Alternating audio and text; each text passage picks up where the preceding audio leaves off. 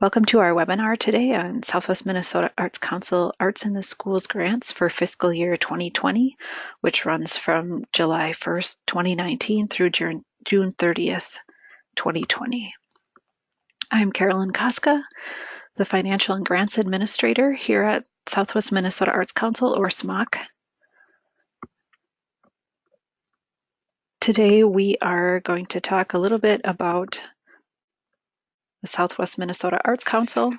We'll take a look at the guidelines for the Arts in the School grant program, go to our website and show you what's available for you there. We'll go into our grant system and take a look at the application questions that you'll be asked. And then finally, we will talk a little bit about the grant process, or what happens after you submit an application. Right now, I have everyone muted, and I will keep you muted during most of the presentation today. If you have a question at any point, please just type it into the chat window in the box on the right of your screen, and I will kind of watch that and see if any questions are coming through.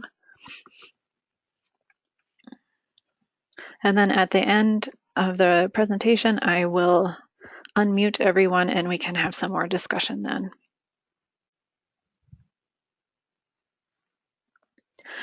The Southwest Minnesota Arts Council, or SMOC, is a nonprofit organization committed to promoting and encouraging the development of the arts in the 18 counties of Southwest Minnesota by serving as a source of funds and technical services which enable local organizations, educational institutions, and individuals to sponsor and/or create and promote the arts in their communities. We are one of 11 regional arts councils across the state of Minnesota. Here's our region down here. Our funding comes from the state of Minnesota through an appropriation from the State General Fund and also from the Arts and Cultural Heritage, or Legacy Fund. We also receive funds from the McKnight Foundation and donations and memberships from our region. The Arts in the Schools grant program is funded through the state of Minnesota's general fund appropriation and the Arts and Cultural Heritage Fund. Some things that SMOC is committed to: supporting artists and arts organizations in creating, producing, and presenting high-quality arts activities, overcoming barriers to accessing high-quality arts activities, instilling the arts into the community and public life, supporting high-quality, age-appropriate arts education for all ages to develop knowledge, skills, and understanding of the arts, and supporting events and activities that represent the diverse ethnic and cultural arts traditions of the region. So these are some things to keep in mind as you're thinking about the type of project you'd like to do, because your project will need to ultimately relate back to at least one of these commitments. The Arts in the Schools grant program is open to public schools in the SMOC service region. There are 4 types of projects that you can do under this grant program: artist residencies, juried student art exhibits, arts field trips, and prepackaged theater experiences. And we'll go through each of those in detail in a moment. But all of these projects need to be open to all of the students within a grade or a subject discipline, rather than just having specific students selected by their teachers participate. Artist residencies are learning partnerships between an artist and a school. These can be in any arts discipline. Some things that your residency will need to have: a professional artist or arts organization who will come in to work with the students, a core student group that will receive extended in-depth artist contact. So if you're bringing in an artist, maybe there will be one presentation that they'll give to the whole school, but they'll spend a class period of each day of the week working with one class of students. So those students are the core group that receives the in-depth contact. You'll need a teacher present during the artist and student contact time. It's also good to have contact time for the artist and teacher, not only just for planning, but also some training if you want to have an in-service with some of the other teachers in your school to learn some techniques from the artist. Finally, you need a community component so that you're able to share the students' experience with the community in either a concert or exhibit of the work that the students have done during the residency. Our next type of program that you could do is a juried student art exhibit. For this, a school or a group of schools would bring in professional artists to jury a student art show that would be open to the public. This would introduce students to having their work critiqued and put it on display for the community to see. For this type of project, the grant funds could pay for bringing in those artists who are going to jury the show, advertising the show in the community, any awards given out to the students, even student music performances during the event. And only one grant per art show is allowed, regardless of how many schools are involved. The next type of project are arts field trips, which could include visits to artist studios, performances by professional artists, readings by writers, visits to art galleries. And finally, the prepackaged theater experiences, which would be bringing in a group such as Prairie Fire or Missoula Children's Theater. If you're not familiar with this, these groups have already put together shows where they bring in the script, the costumes, any props that are needed, and within a short period of time put together a theater production in your school.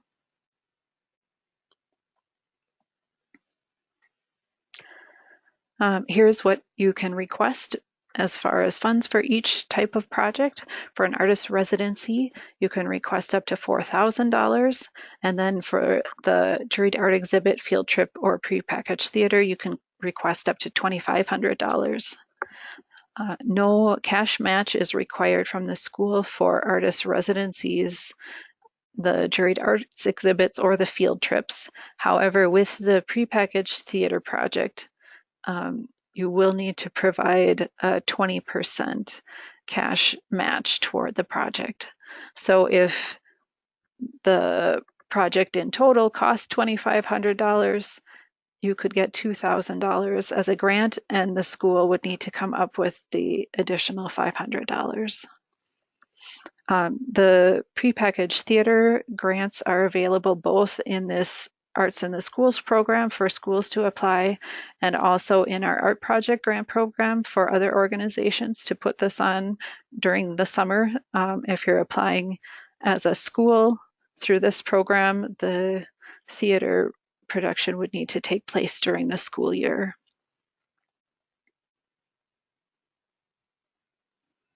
Here are some eligibility items to be aware of.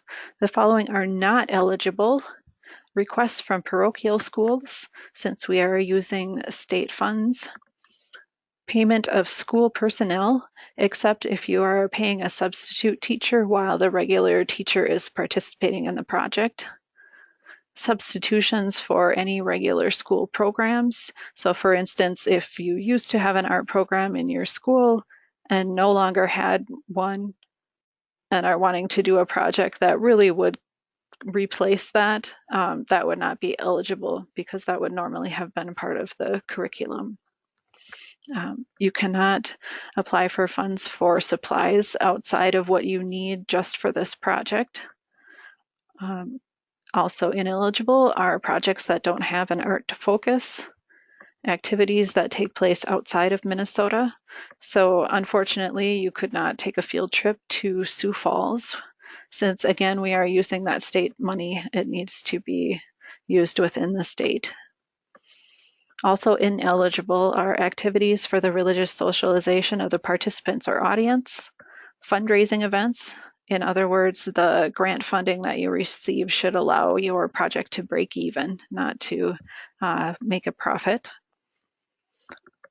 Payments of debts incurred before the grant begins are ineligible, as are grant funds being used to match another SMOC grant and applicants with past due final reports. It's a good idea to check both the program guidelines and our general grant guidelines, which apply to all of our grants, for additional eligibility information. This was just kind of an overview, so make sure to check out those guidelines documents, and we'll take a look at where you can find those later on. You'll need to have a project start date and end date. Your start date is the point at which your project is really set in motion, so it might include activities like paying any fees or contracts, starting any advertising, ordering any supplies, auditions or rehearsals. And you cannot spend any funds before the project start date.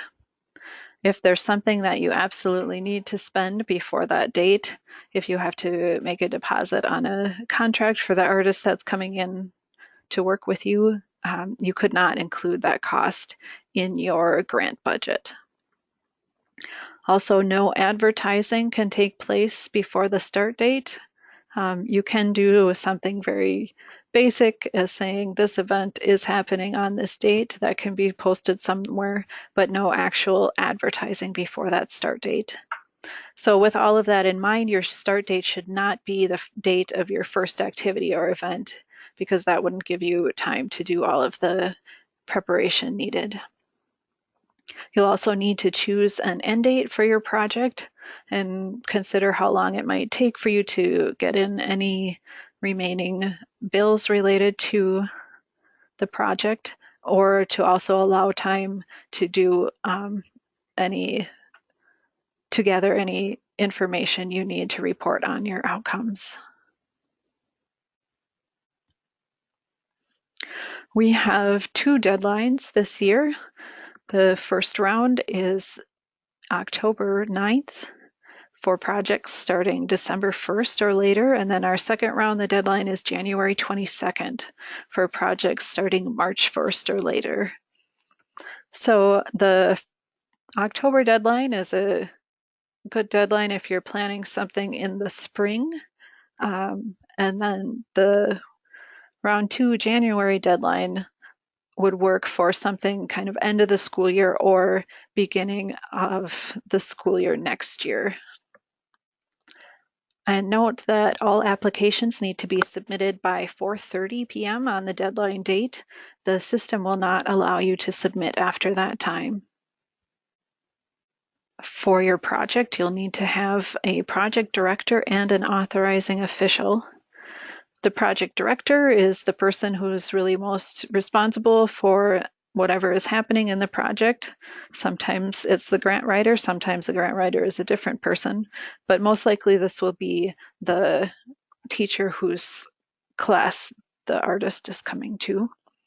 Then you'll also need an authorizing official, which is the principal or superintendent or some other individual who has authorizing power for your school.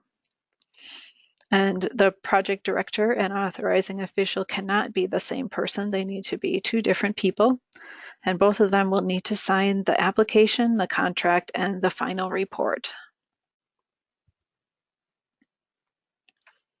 Are there any questions so far? I will wait a few minutes to see if anyone has something they'd like to type into that chat window.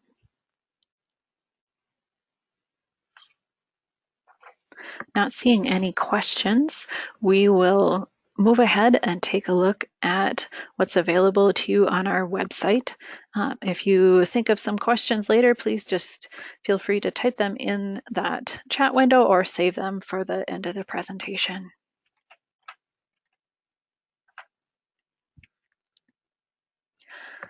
So on our website, there are a couple of different places where you can reach our online grant system. One is right on the home page in this black grants box. There's a login button right there. Then as you go into each of the pages for each of the grant programs that we have, there is a button there as well. So we'll go to the schools page. So here's our Arts in the Schools grants, which we'll take a look at in a minute, but we'll take a quick detour and look at the Compass roster of artists.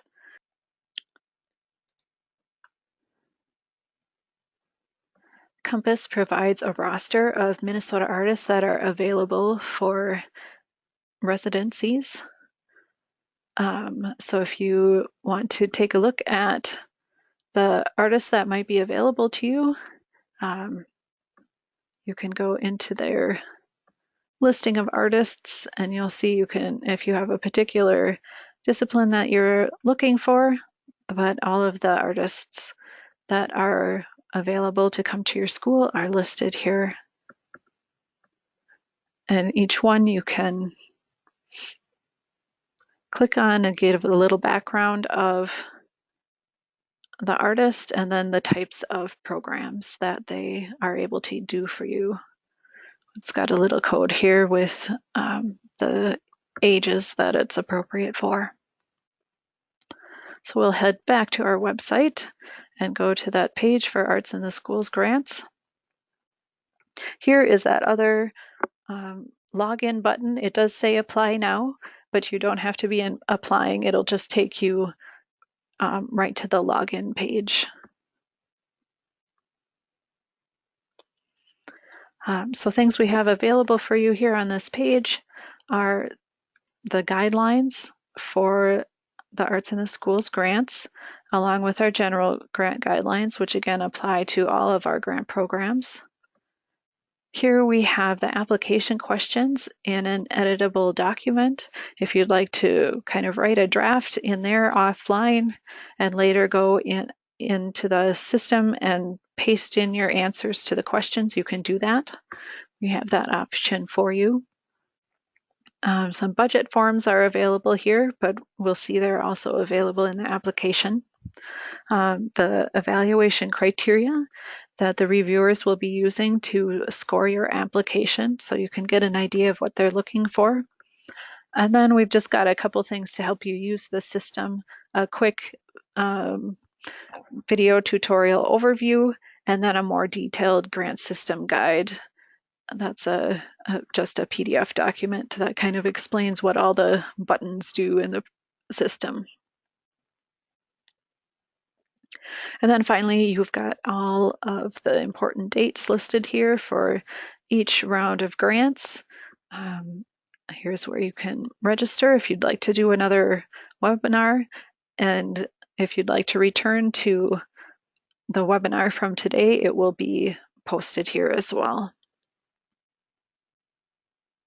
So we're going to go into the grant system.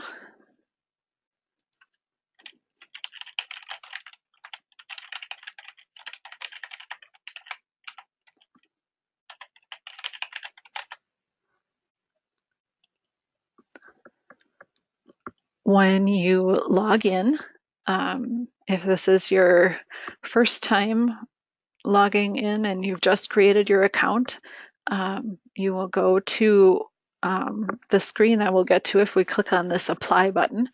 If you're a returning user, you will come to your applicant dashboard. So we'll click on that apply button. So this is where you would come the first time that you log in. And we have here all of the grant programs that are open at this time. So you'll just need to scroll through and find your Arts in the Schools grant. If you would just like to preview the application without starting one, you can click the preview button there. Otherwise, click the apply button.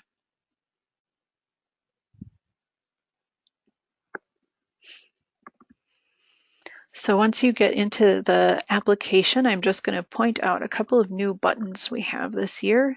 One is the Copy Previous Answers button. If you have applied previously and click this, you can choose which application you would like to copy from, and any questions that are the same between the two applications, it will copy those answers over for you. Then we also have the Collaborate button, which is new as well. This allows you to invite someone to work on the application with you, you would just type in their email address here and then decide what amount of permission you'd like to give them, and type a little message here saying, could you please fill in the whatever section. They don't need to already have an account in the system. They will just have a link to log in. They'll only have to create a password in order to access the application. And if at any time in the future they'd like to convert to a full account, they can do that. So in the application, you'll need a name for your project. It doesn't have to be anything fancy, just so you and we know what it is that you're going to be doing. Here's where you'll put in the amount that you're requesting, but you'll probably want to wait until you have done your budget form to fill that in. We have the guidelines available for you again here, along with the Word document with the application questions. And just a note that you'll see most of the narrative fields have a pretty big character allowance, and we really are not expecting you to come anywhere near that. We put that there in case there's a certain question that somebody really has a lot to tell us about, but keep in mind that our grant reviewers really appreciate those shorter, concise answers. And here is the list of their criteria that they'll be using to score your application again. So the first thing you'll answer is which of those 4 types of projects you're planning. They will, depending on which one you'll choose, it may bring up some different questions that you need to answer. So we'll go through the whole application first under artist residency, and then we'll come back and look at what questions are different for some of these other projects. So to start off, you will briefly describe your project. You will be asked for some more details and further questions. So just enough so we get a picture of what you are planning to do. Here's where you put in your start and end dates. Then we'll want to know the students who are going to be participating in the project, what grade, what subject. Then you can tell us about your schedule of events for the project. What dates is it taking place? Is there a schedule for the day? If you have multiple groups of students participating, which students are participating in each activity? Then you'll enter the number of hours of student and artist contact time, how the activity will be made accessible to all students if you do have a participation fee. We also want you to talk about how this project will supplement what you're already doing rather than substituting for regular arts or other programming. Then here's where you'll describe how the community will be involved in your project and just some participation numbers here. This next section on artistic quality and merit is the most important part of your application. This counts for the most amount of points of everything. So it's important to really have good, complete information here. So you'll describe what artists are participating and submit a resume for each of those artists, along with a sample lesson plan from the artist.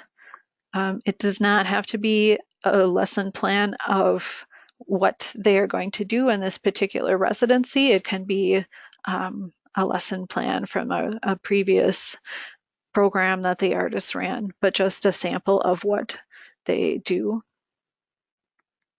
Then this next section is on artist work samples, and there is some information here on some guidelines around the types of samples you may be providing.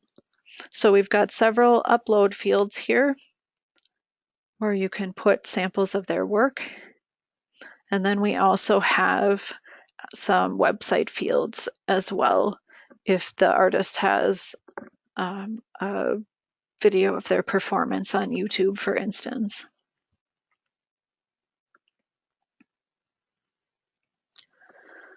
For your budget, you will click here to download the Excel budget form.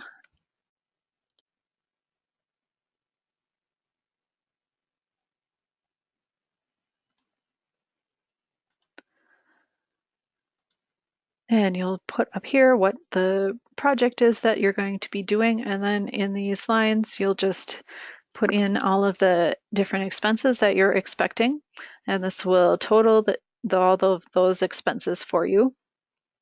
And then in this next section, here's just a reminder of what you're allowed to request for each type of project. And you'll need to put the amount you're requesting here. And then if the total cost of the project is greater than what you are able to request, then we ask that you list in this funding sources box where those other funds will be coming from. So then you will save that form and then upload it here into your application. So that just brings up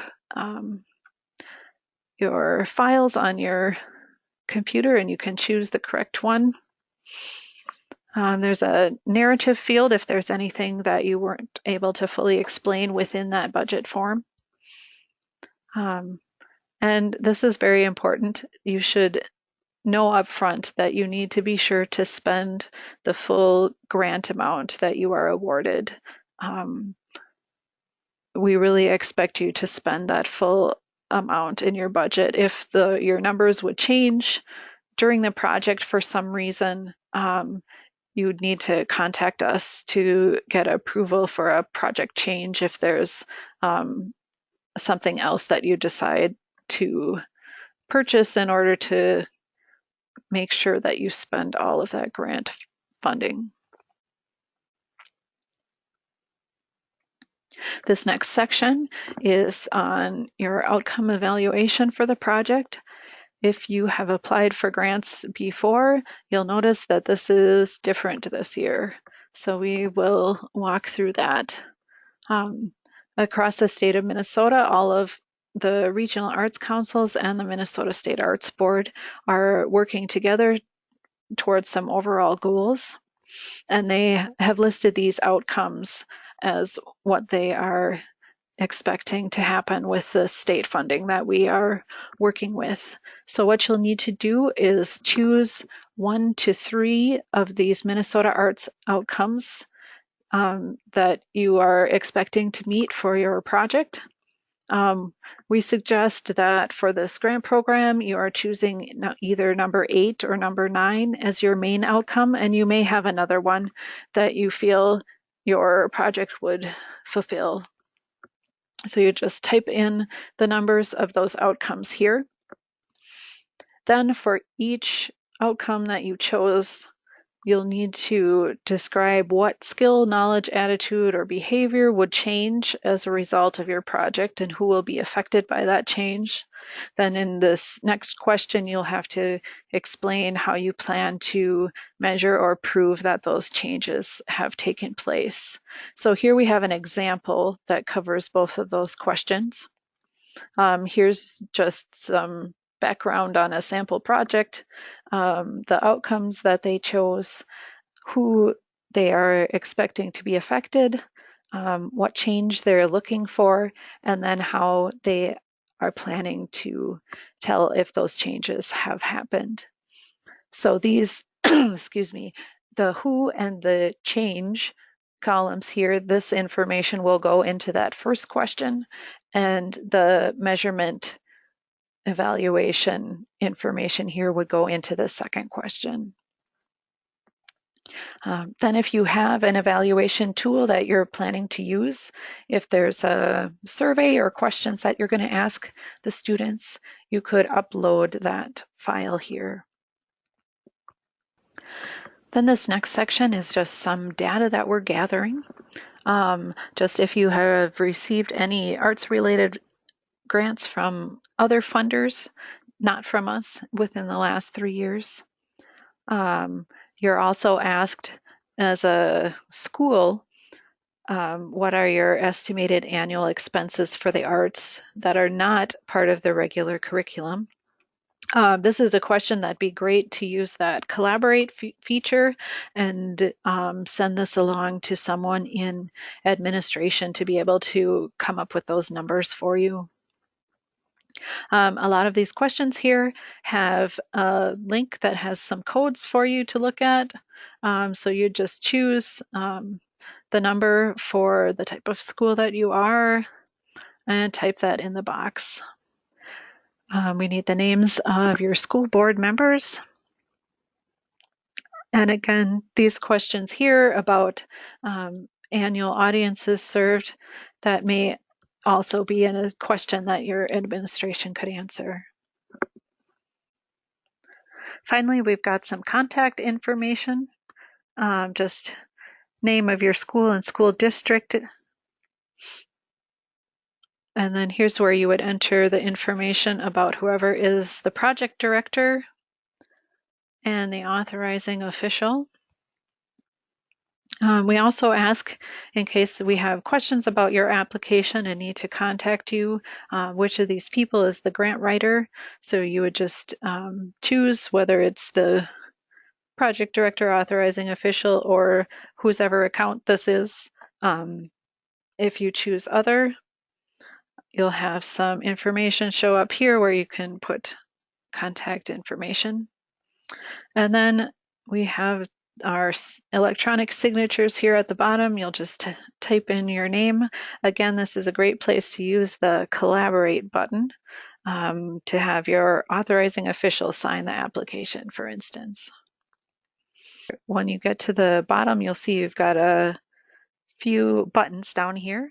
The abandon request, if you find that you've started something in the wrong program or started an duplicate application, you can just click that and it will move that out of your way.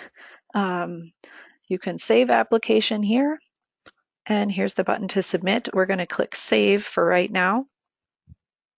When you do that, it shows you which questions you still need to answer. And you would just click continue to return to the application. So now we're just going to take a look at what those other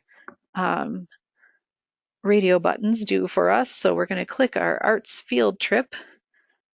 So what changed for us here is the artistic quality and merit section. So for your field trip, you're going to identify and provide some information about the arts institutions or performances that you're planning to visit. You can put the websites in there of the places that you're planning to go. Anything else that shows the quality of the experiences that are planned. If you choose the juried student art show, again, in the artistic quality and merit section, you're asked to provide information about the artist jurors that are going to be involved in the project, submit their resumes as well as a letter of commitment from them saying that, yes, I am going to do this, and here's my approach to how I plan to give feedback to the students. And there's some website fields for you there as well in case you want to show it the artist's website, for instance. And then finally, under the prepackaged theater experience, under artistic quality, we want to know which theater company are you working with and which artists from that company will be involved, which production have you chosen, resumes of those artists, either a sample lesson plan or a production schedule from the artists, and a place to show the artist's work. Also different under prepackaged theater is the budget form.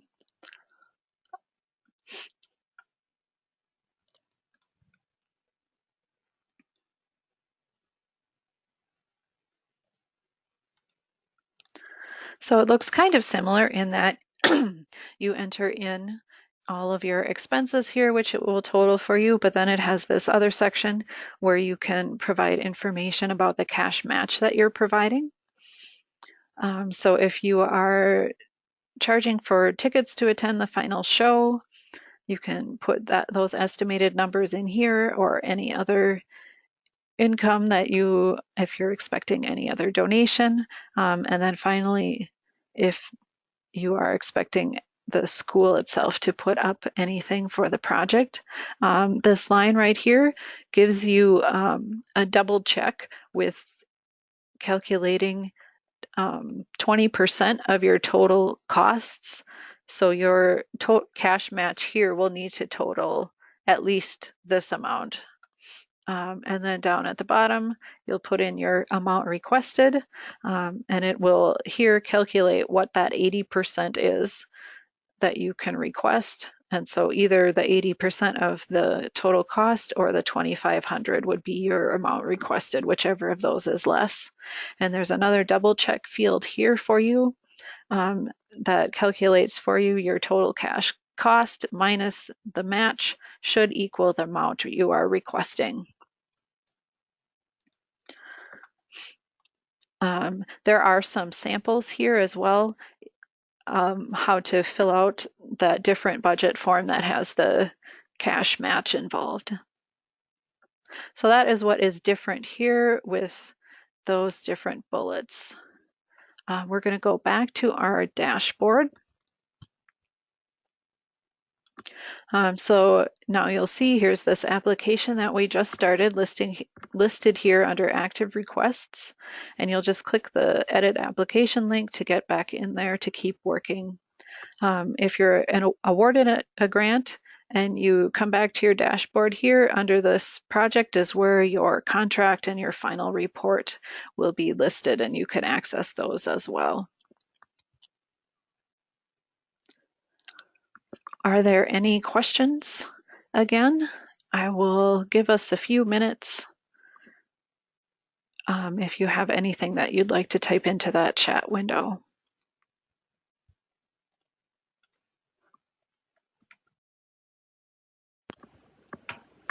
I haven't seen anything come through, so we will continue on. Again, feel free to type in any questions as they come up. Some tips to keep in mind when you're starting on an application. It's good to start early so that you have time to find all those pieces that you need and to get any questions answered. Make sure to read the guidelines carefully. Also read the questions fully and make sure some of them have multiple parts to the question, so make sure you are answering each part. Keep your answers clear and concise. Make sure you tell us everything that we need to know. Assume that the grant reviewers don't know anything about your school or your project. We have panelists coming from around the whole region, so they may not be aware of your school, or if you have a recurring project, have heard of that. They're also only able to base their scoring on whatever you put into the application. So if they do know of you, they're not allowed to use that information. They just have to stick to what you have put in your application. Also good to have somebody proofread your application. Make sure that all of your budget numbers match up. If you are doing the prepackaged theater project, that you have the correct amount of cash match. And also check that you have the right start dates.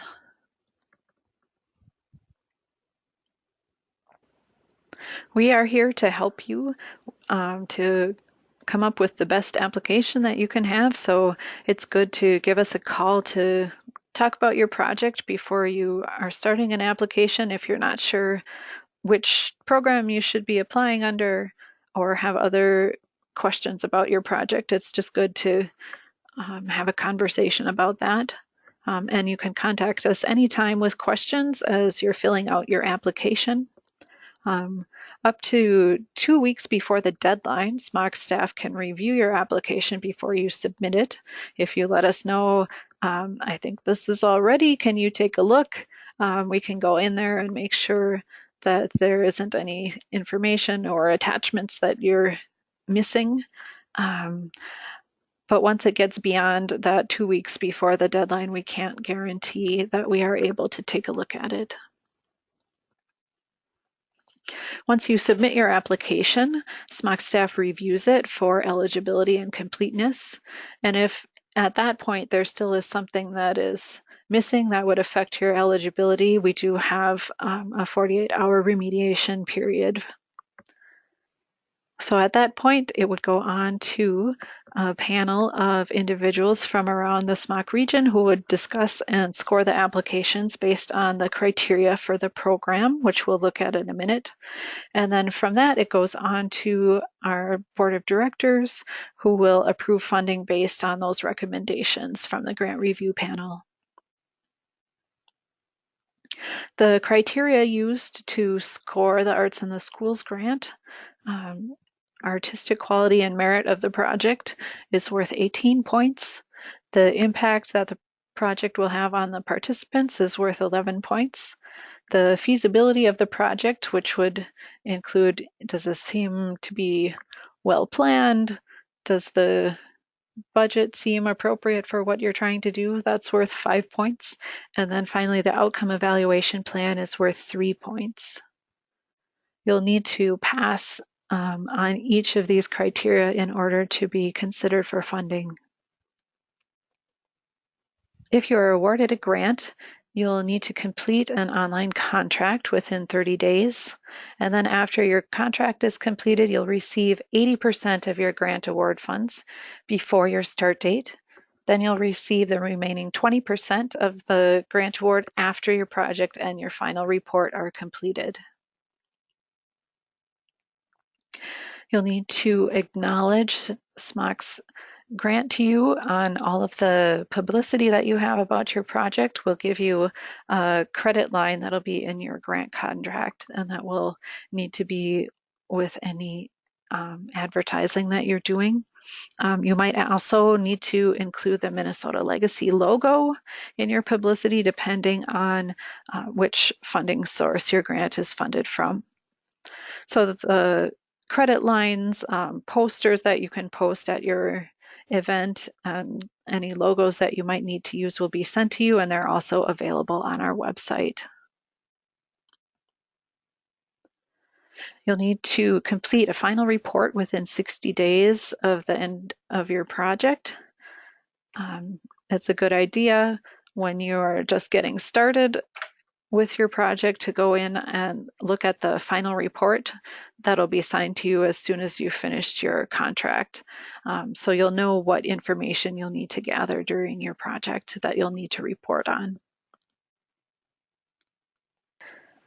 If you need to reach us, we are in our office in Marshall, Monday through Friday from 8 a.m. to 4:30 p.m.